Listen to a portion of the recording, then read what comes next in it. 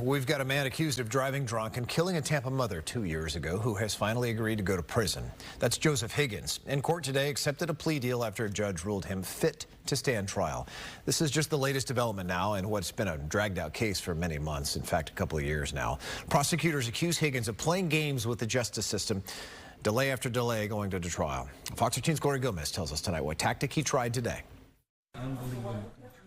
Prosecutors say Joseph Higgins is using every trick in the book to avoid going to trial on a DUI manslaughter charge. And the state's position is that alone does not mean that he is not competent to stand trial. They say his latest trick was to fake a mental illness, claiming he's unfit to stand trial. On Friday, a court-appointed doctor who evaluated him told the court he agrees Higgins may be exaggerating his mental condition. However, there is a concern that he is malingering to, quote, avoid prosecution. Trying to prove he's faking it. Hopefully you'll walk out free as a man.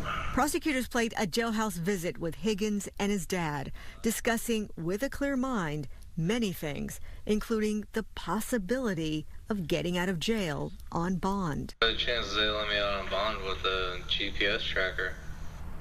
I have no idea at this point, but I will be asking him about that.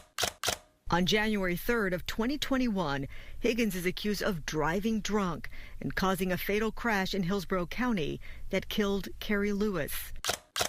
He was arrested months later on DUI manslaughter and vehicular homicide. His trial was set for last October, but it got pushed to June.